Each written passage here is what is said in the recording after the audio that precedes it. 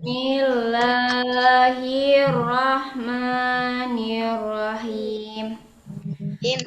Hari ini kita akan belajar di tema 7, subtema 2 ya. Kita masuki subtema 2.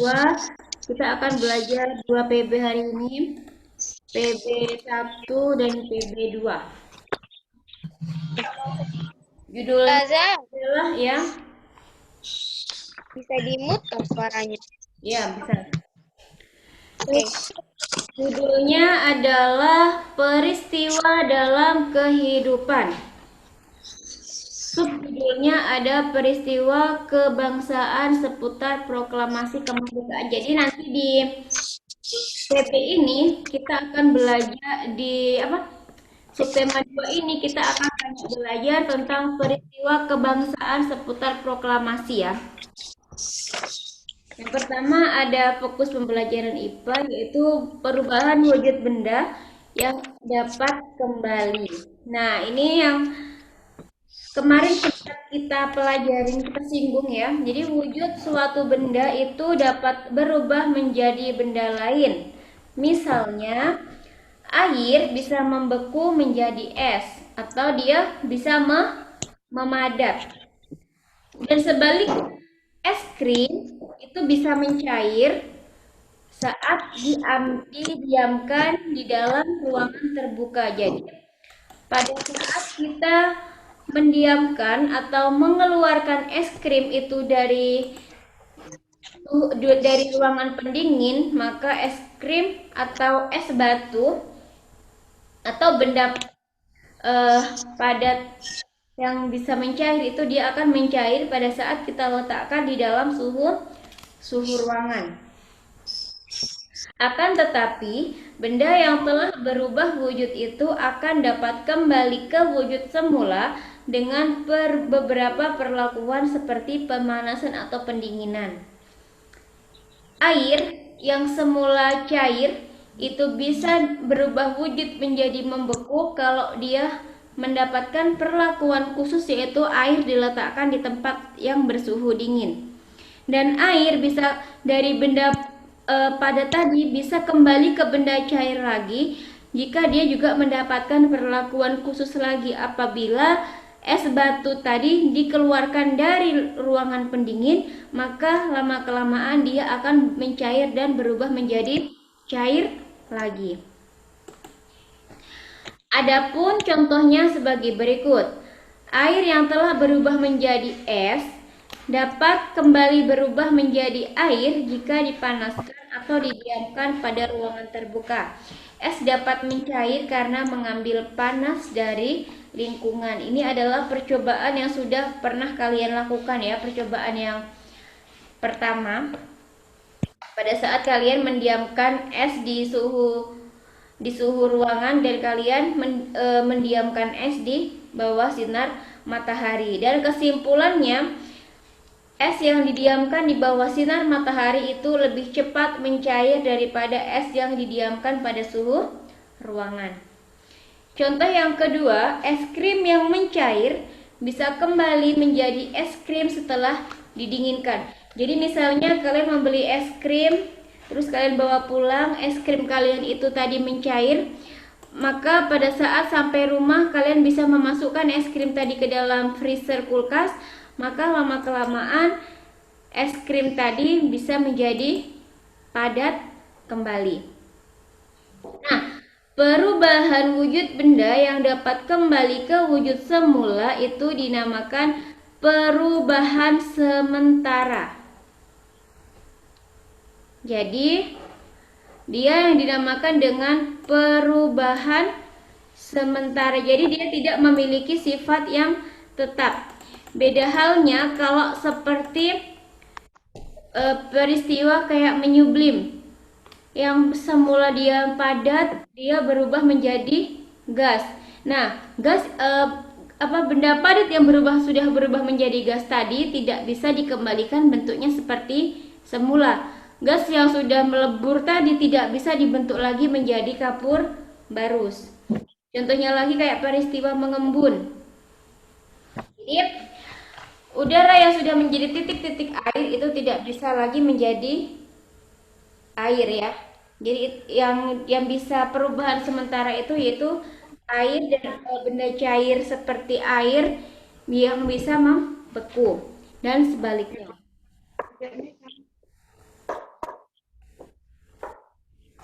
Oke, dari yang sini ya, ini adalah skema contoh dari perubahan sementara. Ustazah itu di garis bawahi. Iya, boleh. Es yang dipanaskan maka akan menjadi air. Air yang didinginkan maka dia akan kembali menjadi es. Dan begitu pun seterusnya. Oke, dari sini ada yang ditanyakan? Tidak ada. Tidak ada. Oke, kita lanjut. Nah, ya silakan dibuka bukunya halaman 72. Pada pembahasan terdahulu kita telah mempelajari tentang peta pikiran. Tentu kalian masih ingat ya, membuat peta pikiran merupakan salah satu cara kita mencatat dan memetakan gagasan atau ide setelah kita mendengarkan atau membacakan sebuah teks. Jadi peta pikiran ini sudah kita pelajari sejak kelas 4 kemarin ya. Untuk memudahkan kita dalam membuat peta pikiran, kita perlu mengelompokkan informasi. Jadi kita kelompokkan dulu informasi-informasinya untuk sebelum kita menentukan atau membuat sebuah peta pikiran atau peta konsep atau mind mapping. Kemudian dilanjutkan dengan mencatat informasi yang terdapat di dalamnya ke dalam bentuk peta pikiran seperti ini. Nah, ini nanti menjadi tugas kita ya. Tugas kita hari ini adalah ayo eksplorasi halaman 73. Ayo eksplorasi halaman 73 membuat peta pikiran. Jadi dari sebuah teks yang berjudul Peristiwa Proklamasi 17 Agustus 1945. Baik, kita bahas dulu ya teksnya. Ada yang mungkin tadi malam sudah mulai membaca-baca tentang ini teks ini atau sudah Belum. atau sudah pernah mendengar atau sudah pernah membacanya di tempat-tempat lain? Sebelum pembacaan teks proklamasi pada tanggal 17 Agustus 1945 terdapat peristiwa penting yang tidak boleh dilupakan. Peristiwa penting tersebut merupakan perjuangan para tokoh atau perjuangan kemerdekaan untuk dapat segera memerdekakan Indonesia. Pada tanggal 12 Agustus 1945,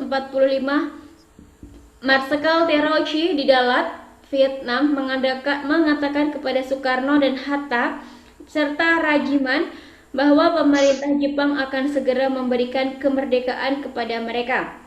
Meskipun demikian, Jepang menginginkan kemerdekaan Indonesia itu pada tanggal 24 Agustus.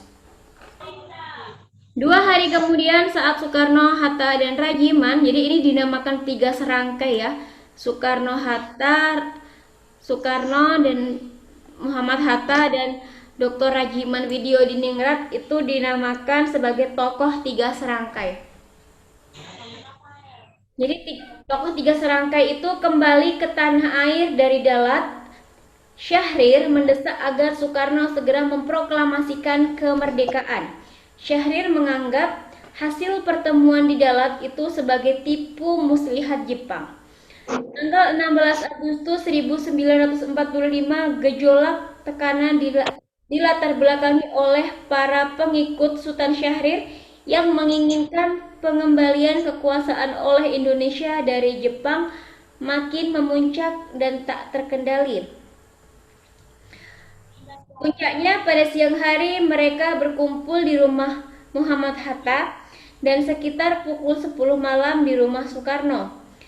Sekitar 15 pemuda menuntut Soekarno segera memproklamasikan kemerdekaan melalui radio. Disusul pengembalian kekuasaan. Mereka pun menolak rencana PPKI untuk memproklamasikan kemerdekaan pada tanggal 16 Agustus.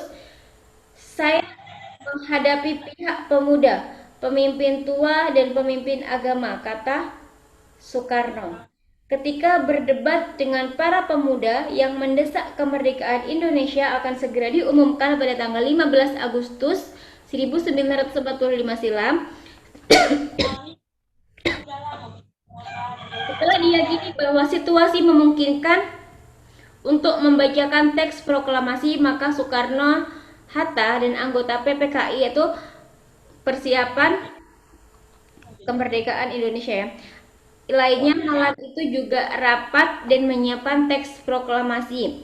Rapat tersebut dilakukan di rumah Laksamana Muda Maeda. Jadi Laksamana Muda Maeda itu adalah seorang Jepang ya, yang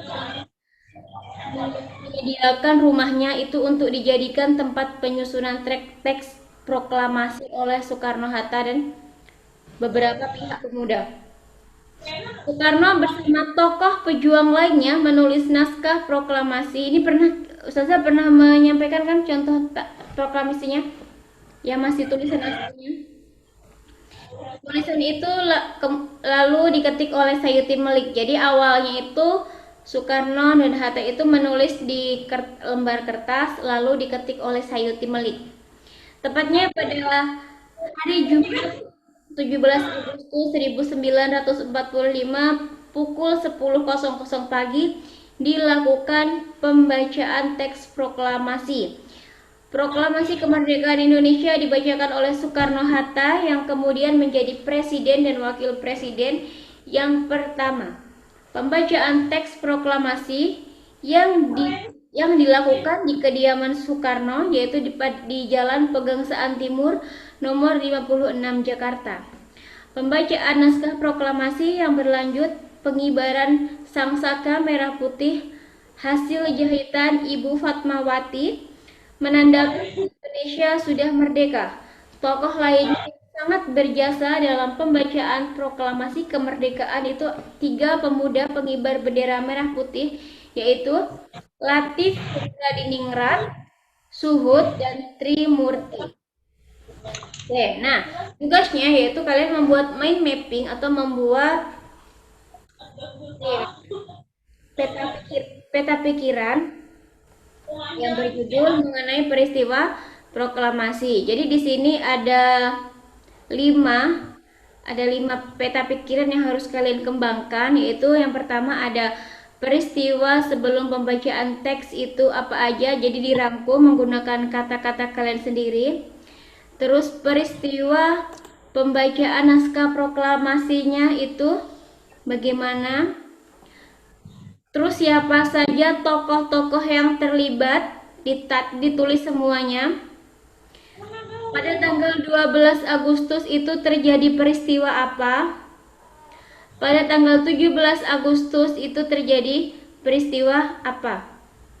Jadi ini yang silahkan dikembangkan menggunakan bahasa kalian sendiri ya. Jadi yang dimulai dari peristiwa sebelum membacakan teks proklamasi, terus dilanjutkan dengan peristiwa pembacaan naskah proklamasi, itu ditulis di sini tokoh-tokohnya siapa saja.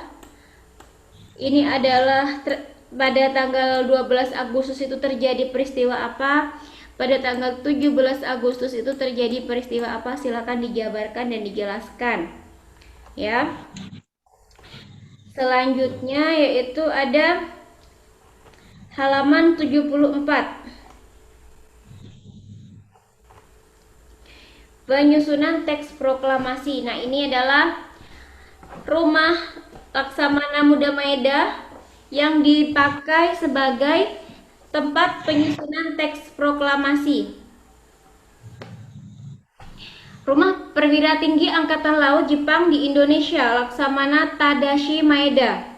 Jadi nama aslinya yaitu Laksamana Tadashi Maeda, orang Jepang yang menyediakan rumahnya dijadikan tempat tinggal untuk menulis atau merumuskan teks proklamasi. Kenapa memilih rumah Laksamana Tadashi Maeda? Karena bukan tanpa alasan ia memiliki kedekatan dengan Ahmad Subardjo dan Muhammad Hatta. Tak hanya itu, hak imunitas yang dimiliki oleh Laksamana Maeda selaku perwira tinggi Angkatan Laut Jepang juga dianggap menjadi tempat yang aman untuk Soekarno dan Hatta.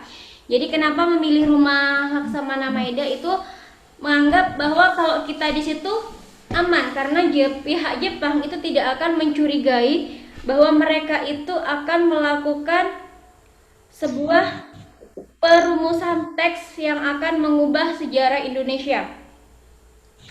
Hatta dan Ahmad Subardjo bertugas untuk menyampaikan pemikiran, sedangkan Soekarno bertindak sebagai penulis konsep proklamasi. Golongan muda yang diwakili oleh Soekarni, Sudiro, dan BM Diah menyaksikan langsung penyusunan teks proklamasi. Jadi nanti ada peristiwa ya, sebelum ini ada Soekarno dan keluarganya itu oleh golongan pemuda itu diculik dan dibawa ke Rengas Dengklok. Nanti kita akan pelajari bersama-sama. Setelah melalui perdebatan yang panjang, akhirnya teks proklamasi pun disepakati. Ketegangan kembali muncul ketika akan dilakukan penandatanganan teks proklamasi. Menurut Soekarno, semua yang hadir dalam perumusan itu agar ikut menandatangani teks proklamasi tersebut. Jadi setelah selesai di teks proklamasinya, mereka ini ribut. Siapa kira-kira yang menandatangani teks proklamasi ini? Nah, Pak Karno itu berpendapat semua orang yang hadir di sini itu berhak untuk ikut tanda tangan pada teks proklamasi ini. Pendapat itu kemudian ditolak oleh golongan muda. Di tengah-tengah ketegangan itu, Sayuti Melik mengusulkan agar teks itu ditandatangani oleh Soekarno-Hatta. Saya kira tidak akan ada yang menentang kalau Soekarno dan Hatta yang menandatangani teks proklamasi atas nama bangsa Indonesia. Jadi diambil keputusan bahwa yang bertanda tangan di bawah teks itu adalah Bapak Soekarno dan Bapak Muhammad Hatta, tetapi atas nama seluruh bangsa Indonesia. Usul Sayuti Melik. Akhirnya usul itu pun disepakati dan diiringi oleh tepuk tangan. Menjelang subuh tanggal 17 Agustus 1945, Hairul Saleh tiba di perapatan 10 untuk menunjukkan teks proklamasi yang akan dibacakan pada hari ini. Awalnya pembacaan teks proklamasi kemerdekaan itu akan dilakukan di lapangan Ikada. Akan tetapi pasukan Jepang yang terus berpatroli di sekitar lapangan Ikada menimbulkan kekhawatiran akan terjadinya bentrokan. Akhirnya disepakati bahwa pembacaan teks proklamasi itu di rumah Bapak Soekarno di Jalan Pegangsaan Timur nomor 56 Jakarta. Untuk mengantisipasi kegagalan proklamasi di Pegangsaan Timur, para mahasiswa di Asrama Perapatan 10 mengadakan upacara paralel. Piet Mamahit diikuti dari buku Kilas Revolusi karya Abu Bakar Lubis. Ditugaskan untuk menghadiri upacara di Pegangsaan Timur dan terhubung melalui telepon dengan asrama perapatan. Jadi mereka itu saling bahu-membahu memanggil seluruh warga untuk berkumpul di halaman rumah Soekarno untuk mendengarkan pembacaan teks proklamasi. Nanti bisa dilihat di YouTube ya. Bisa dilihat di YouTube suasana pembacaan teks proklamasi. Oke, kita berlanjut lagi. Di sini ada peristiwa-peristiwa penting sebelum proklamasi kemerdekaan di halaman 76. Nah, di sini ada peristiwa apa saja yang mewarnai sebelum kita merdeka ya. Jadi kemerdekaan Indonesia itu bukan hadiah dari Jepang, bukan hadiah dari Belanda, dan bukan hadiah dari negara manapun. Tetapi kemerdekaan Indonesia itu adalah murni dari perjuangan para pahlawan Indonesia yang berjuang tanpa henti untuk merebut kembali kemerdekaannya. Peristiwa-peristiwa penting yang terjadi sebelum pembacaan proklamasi kemerdekaan Indonesia adalah sebagai berikut. Yang pertama, yaitu adanya pembentukan BPUPKI yang disingkat Badan Usaha Penyelidik Kemerdekaan Indonesia. Ini ya, Badan Penyelidik Usaha-Usaha Persiapan Kemerdekaan Indonesia. Yaitu pada akhir tahun 1944, Jepang menjajah Indonesia, mengalami kekalahan Perang Pasifik. Jadi Jepang itu hanya sebentar ya menduduki Indonesia, tetapi kekejamannya itu lebih kejam daripada Belanda. Nah, pada akhir tahun 1944, Jepang itu ada melakukan perang Pasifik dan Jepang itu mengalami kekalahan. Lalu, Jepang berjanji ingin memberi kemerdekaan kepada Indonesia. Masih ingat sejarah dulu Jepang datang ke Indonesia, Kak? Sudah pernah kita bahas di semester 1 ya. Jadi kalau Jepang itu kalah, lalu Jepang itu mengiming-imingi lagi Indonesia untuk akan diberikan kemerdekaan. Nah, untuk kepentingan kemerdekaan Indonesia, Jenderal Kumakichi Harada membentuk Badan Penyelidik Usaha-Usaha Persiapan Kemerdekaan Indonesia atau biasa disingkat BPUPKI pada tanggal 1 Maret 1945. BPUPKI itu diketuai oleh Dr. Rajiman Widyodiningrat. Tugas BPUPKI adalah mempersiapkan semua kebutuhan untuk membentuk suatu negara merdeka. Jadi suatu negara merdeka itu harus ada pemimpinnya atau kepala negaranya, harus ada menteri-menterinya. Terus bagaimana bentuk negara itu nanti, apakah menjadi republik, apakah menjadi kerajaan. Nah, terus dipersiapkan ya. Terus sidang awal BPUPKI itu dilaksanakan pada tanggal 28 Mei tahun 1945 sampai dengan 1 Juni 1945 yang menghasilkan rumusan dasar negara Pancasila. Jadi rumusan dasar negara Pancasila itu diperoleh pada sidang pertama BPUPKI pada tanggal 28 Mei sampai dengan 1 Juni. BPUPKI dibubarkan pada tanggal 7 Agustus 45. Nah, setelah BPUPKI maka dibentuklah PPKI, Panitia Persiapan Kemerdekaan Indonesia. Kalau tadi BPUPKI itu masih Badan Usaha Penyelidik ya, Badan Penyelidik Usaha-Usaha Persiapan Kemerdekaan. Kalau PPKI ini sudah lebih matang lagi ya. Di sidang BPUPKI itu kan sudah terumuskan dasar negara Pancasila. Nah, di sini di PPKI ini dibentuk untuk menggantikan BPUPKI yang dibubarkan pada tanggal 7 Agustus 45. PPKI itu diketuai oleh Insinyur Soekarno sehari setelah kemerdekaan, yaitu pada tanggal 18 Agustus 45. PPKI mengesahkan Pancasila sebagai dasar negara. Jadi kita itu tanggal 17 Agustus itu kita memproklamasikan kemerdekaan. Pada tanggal 18 Agustus kita mengesahkan bahwa Pancasila itu sebagai dasar negara kita. Nah, pembentukan rumusan Pancasila itu terjadi pada tanggal 1 Juni. Oke, dari sini ada yang perlu ditanyakan?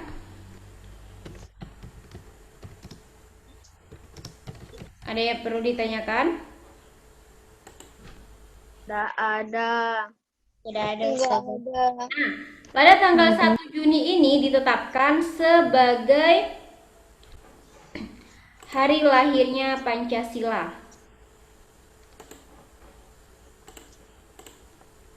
Kok hilang? Oke. Jadi pada tanggal 1 Juni itu ditetapkan sebagai hari lahir Pancasila ya. Sampai sekarang setiap pada tanggal 1 Juni itu kita memperingati hari lahirnya Pancasila. Nah, sekarang kita berlanjut kepada peristiwa Rengas Dengklok. Kekalahan Jepang semakin parah ketika sekutu melakukan pengeboman kota Hiroshima dan Nagasaki. Jadi ada blok sekutu, ada blok as. Jadi pada saat itu Amerika menjatuhkan bom di dua tempat sekaligus. Di Hiroshima itu dibom, kota Hiroshima dibom pada tanggal 9 Agustus. Itu sudah menghancurkan dan meluluh lantahkan kota. Pada 3 hari kemudian, tanggal 9 Agustus, Nagasaki dibom lagi oleh pihak sekutu. Saat itu pemerintah di Indonesia mengalami kekosongan. Jadi pada tanggal 6 sampai tanggal 9 itu banyak petinggi-petinggi Jepang itu kembali ke negaranya. Akhirnya pada saat itu terjadi di Indonesia itu terjadilah kekosongan. Golongan muda itu mendesak agar segera dilaksanakan proklamasi kemerdekaan Indonesia. Sementara golongan tua itu menolak dengan alasan banyak hal yang harus dipersiapkan untuk kemerdekaan. Jadi golongan muda ini berapi-api, cepat-cepat minta cepat. Sekarang aja tidak sabar untuk dibacakan proklamasi. Tetapi golongan tua masih berpikir, jangan sekarang, kita masih perlu berunding dengan banyak pihak. Kita masih perlu berunding dengan para golongan tua, kita masih perlu berunding dengan para pemuka agama, kita masih perlu berunding dengan tokoh-tokoh masyarakat.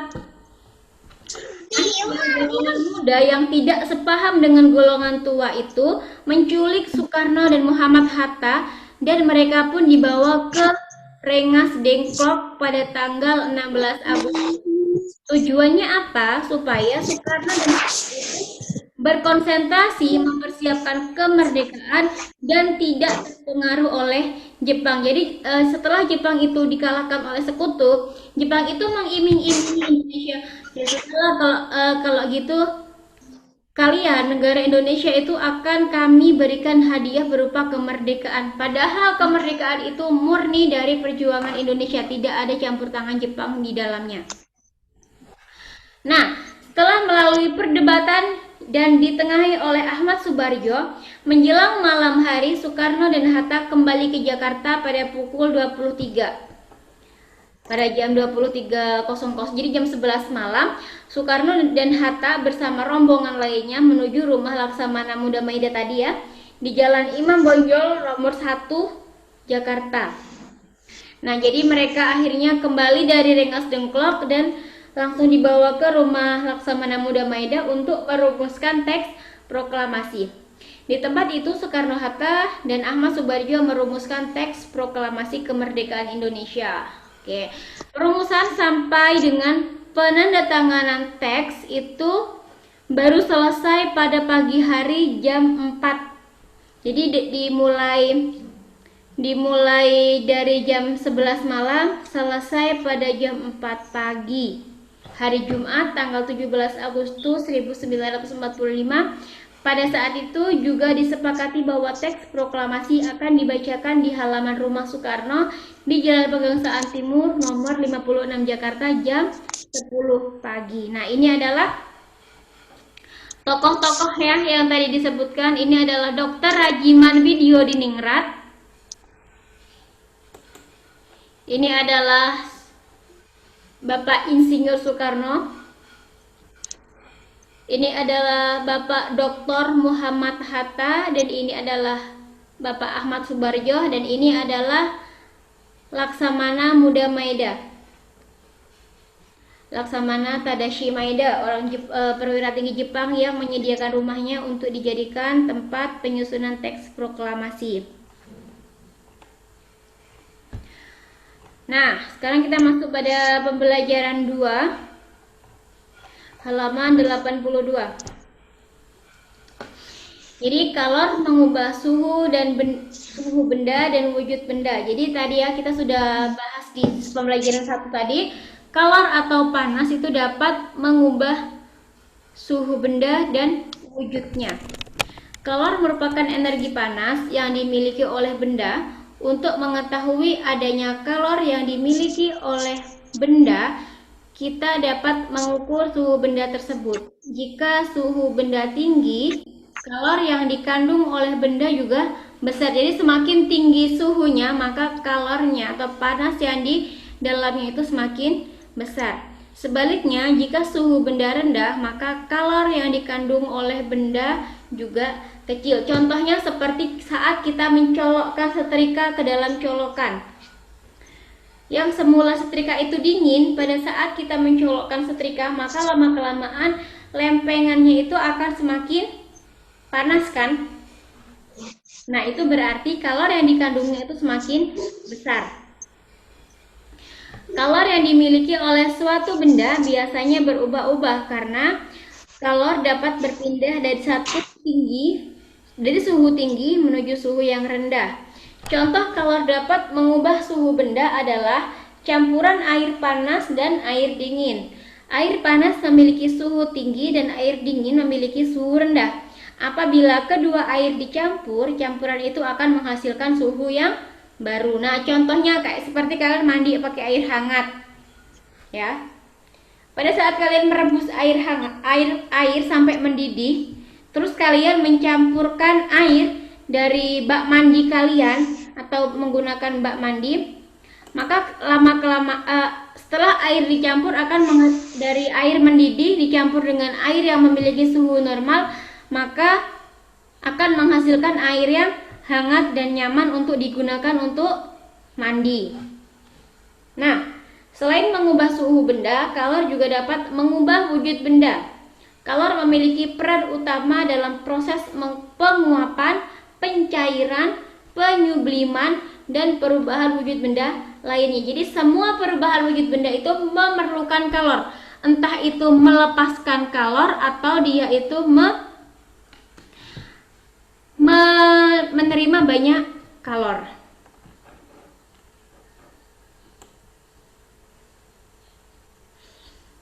Nah, ini ya sejarah peristiwa Rengas-Dengklok masih berlanjut di halaman 85.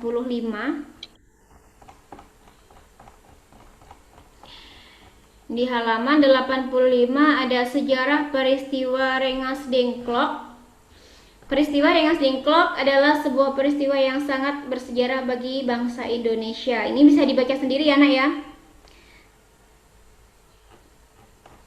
Sekarang kita lanjut pada gerak tari dan pola lantai. Gerak tari adalah serangkaian gerakan indah dari anggota tubuh yang dapat dinikmati oleh orang lain. Gerak tari diperagakan beberapa ruang, waktu, dan tenaga. Gerakan tari Nusantara sangat beragam.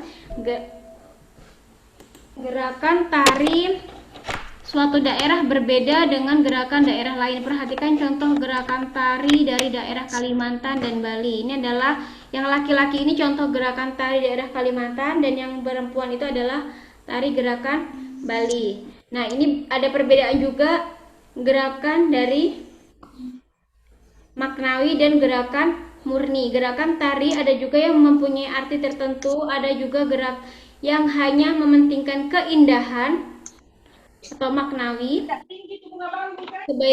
Sebaliknya gerakan yang hanya mementingkan keindahan disebut gerakan murni. Ini ya, ada gerakan maknawi, ada gerakan murni. Nah, selanjutnya kita beralih pada pola lantai. Pola lantai ada pola garis yang dilalui oleh penari pada saat melakukan gerakan tari. Ini ada pola garis, ada pola zigzag, ada pola segi 4, ada pola segi 3, ada pola lurus, ada pola segi 5. Nah, pola lantai adalah garis yang dilalui oleh penari pada saat melakukan gerakan tari. Selain itu, pola lantai juga merupakan garis yang dibuat oleh formasi penari kelompok. Pada dasarnya ada dua pola garis, yaitu pola garis lurus dan pola garis lengkung. Ini yang dinamakan yang atas ini pola garis lurus ya. Ini formasi penari membentuk pola lantai diagonal, formasi penari membentuk pola lantai segi 5, ini formasi penari membentuk pola lantai garis lurus. Nah, ini yang melengkung, dia ada yang setengah lingkaran, ada yang satu lingkaran penuh. Oke ya. Nah, diberi bentuk pola garis lurus dapat dikembangkan berbagai pola lantai, diantaranya horizontal, diagonal, garis lurus ke depan, zigzag, segitiga, segi 4, segi 5. Dan dari bentuk pola garis lengkung dapat dikembangkan lagi antara lain lingkaran, angka 8, garis lengkung ke depan, dan garis lengkung ke belakang. Oke, itu tadi adalah pola-pola lantai yang ada pada seni tari. Oke, untuk penugasannya apa ada yang perlu ditanyakan? Enggak. Jadi penugasan kita hari ini adalah membuat peta pikiran atau peta konsep pada halaman 73 seperti yang sudah Ustazah jelaskan tadi, enak ya? Ya. Oke, kita akhiri pertemuan kita pada pagi hari ini dengan membaca hamdalah bersama-sama. Alhamdulillah. Baca istighfar 3 kali. Astagfirullahaladzim. Astagfirullahaladzim. Doa penutup majelis. Subhanallah.